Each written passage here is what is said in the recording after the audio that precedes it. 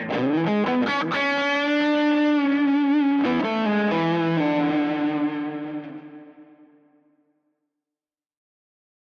guys, Sean Hammond with PremierGuitar.com, and we're here in Sun Valley, California at the Schecter Guitar Research Factory. We're going to step inside the custom shop actually and meet all the people who make the cool USA production guitars and the Masterworks totally custom guitars. Let's check it out. All right, we're inside the foyer of the Schecter Custom Shop with Michael Ciravolo, president of the company. Foyer, depending on your pronunciation. So, Michael, tell us a little bit about how the custom shop, the official custom shop began. I mean, the company kind of started as a custom shop, but Schecter in '76 that's what it was. It was like the original California custom guitar company. But over the years, as our Diamond series got more popular, the custom shop became less and less of a focal point for us. We've always had 2 or 3 people building custom guitars on a very limited basis. We decided that with this expansion that we were going to launch a USA production line and actually be able to make a full line of guitars back in the United States. And this facility and the machinery and the personnel have actually allowed the expansion, and something we're really proud of. So back in like '76, when the company started, you guys were doing like Strat and Telly style guitars, and like Pete Townshend, Andy Taylor, I remember from like Duran Duran or Power Station or whatever he was in at the time was playing them. Was a big Schecter player back then. I mean, Schecter started as replacement parts. Dave Schecter, his forte was pickups. He made the first tapped single coil, and then Schecter's, where they came from was replacement part, necks, bodies, exotic woods. Back then, everything heavier was better, so it was real exotic, zebra wood, Paduke, Wengi, and basically everything to kind of hot rod your guitar. That was, back then, there's, no musician would ever play an off-the-shelf guitar. You had to buy it and hot rod it, and that was where Schecter entered the market. And then when Pete Townshend and Mark Knopfler had some Schecter dealers build them complete guitars, that sort of launched Schecter into the era of completed guitars as far in getting away from the kit guitars and just parts. Yeah. But that was back then, I mean. Well, then over the years, the company sort of evolved into, I mean, a lot of people today, even if they were around back then and remembered the early history, a lot of people think of the company as the metal guitar company. And I know you guys are doing a lot of cool things now that are changing people's minds, but you're still trying to shake that sort of, huh? Well, we definitely, with the Diamond series, we have that metal market. We have some great hard rock and metal bands. We obviously do 7- and 8-string guitars, which we're known for, but we do have this side, the heritage, and it's a pretty wide variety of what Schecter can do and what people should expect from Schecter. And this custom shop does sort of bring back some of that early Schecter history, but with a nod to the past and to the future also. All right, well, let's take a look around, and you can tell us where everything begins and how it evolves to the final product. Yes, definitely. Come on, let's go. We'll go see it. All right, so we're heading down the hallway to the actual shop, but you got a lot of cool history. You got ads here from old magazines on the wall. Tell us a little bit about the evolution of the company as seen in these ads. Yeah, some of these, oddly, I remember as a kid sitting there having old magazines and looking at them, so it's kind of like a weird blast from the past. And it definitely me too. A bit of Schecter's history. As we walk down and like the replacement parts, like I said, that's sort of where Schecter came from. So you see the pickups and bridges and things like that, and it definitely came from that era of being able to hot rod and replace pretty much every piece on guitars from that time. And like back in the '70s and '80s, a lot of the guitars being built in the States not to name any brands, but they didn't have the greatest reputation, and people were starting to pine for like '60s Fenders and stuff, but they were wanting to upgrade the ones that were being made then to be more suited to the times. Yeah, I mean, that's where Schecter, that was the opening Schecter had by doing, having the part to actually change out pretty much everything from pickups to necks, bodies, and that was, where the door got open, and a lot of the Schecter dealers at the time that had all the replacement parts actually started going assembling. You know, there were custom builders and repair shops, so they started actually assembling and made completed guitars. And I think by chance, both Pete Townshend and Mark Knopfler went into Rudy's Music in, I think, probably on 48th Street in New York, and had either saw completed guitars or looked at them and actually had, you know, a telly and a Strat model put together for them, and that sort of launched. Those were probably the first actually completed Schecter guitars. So that was sort of the point that took Schecter from being kit or replacement parts to actually being a completed guitar, and really launched as actually a guitar brand. And from there, they started being the early Van Nuys completed Schecter guitars.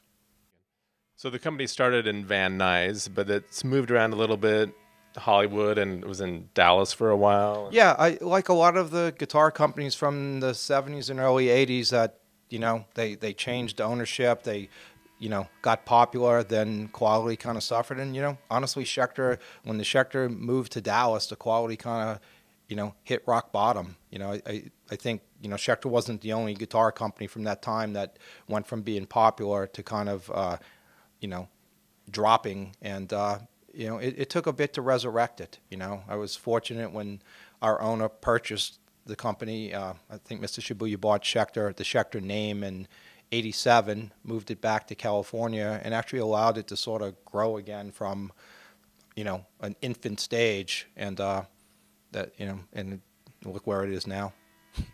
Cool. This one I remember having as a kid. You know, being a 17-year-old kid in New Orleans, having that and going, wow, it says here I need to put this on my guitar. And, you know, and I hot rodded, you know, replaced necks, bodies, and probably didn't do it so well, but, you know, you know, that's probably where I started tinkering with, you know, the hot rodding stuff myself. And, you know, I think at the '86 Summer NAMM show was in New Orleans. That was the last year I lived there, and I actually went to the Schecter booth and bought a black PT guitar. And when I moved out here, I actually had that guitar with me.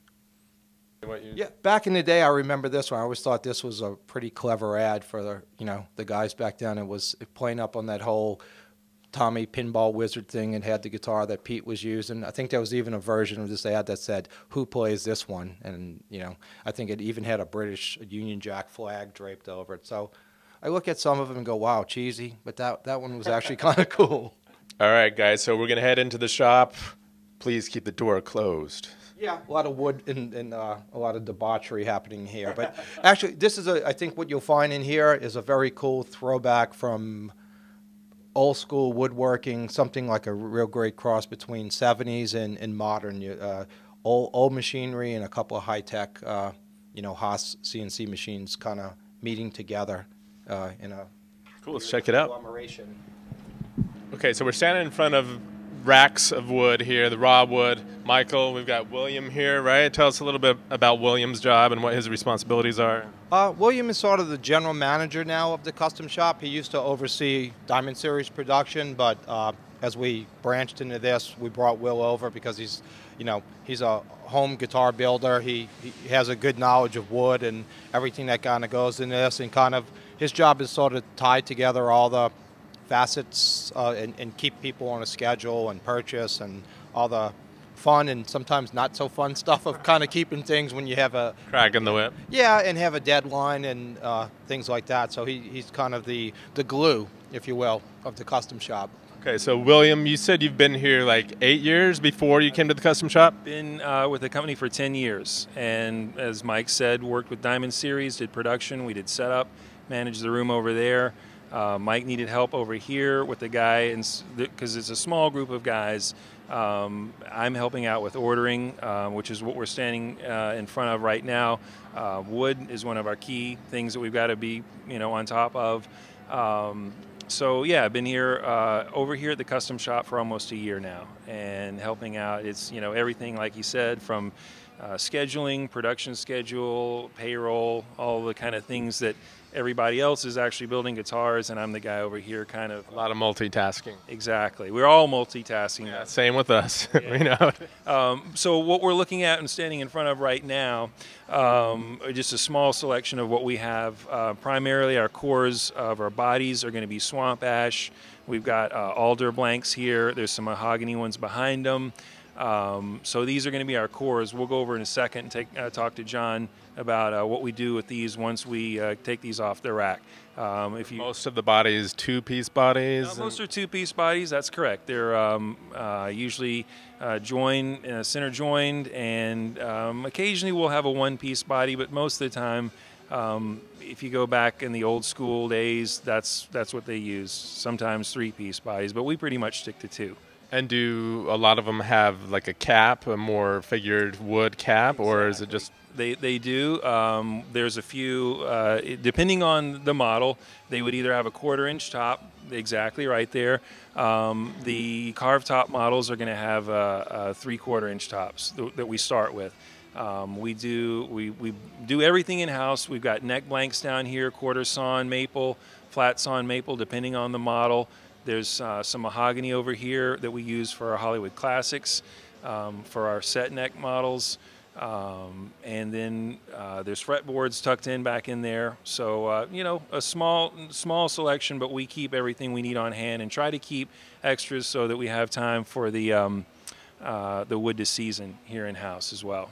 So it's mostly swamp ash, alder, and mahogany bodies. Correct. But can you get what anyone wants? Well, we'll get to that in a little bit. We right now for our production series, it's those three are the cores. But we have the capacity to do what anybody wants. But in this part of the company, for the USA production side, there's a set number of models that we have. We have a smaller section of the custom shop which deals with customers who may want the more exotic woods. And we can definitely take care of their needs if they want something off track of what we offer for our USA production.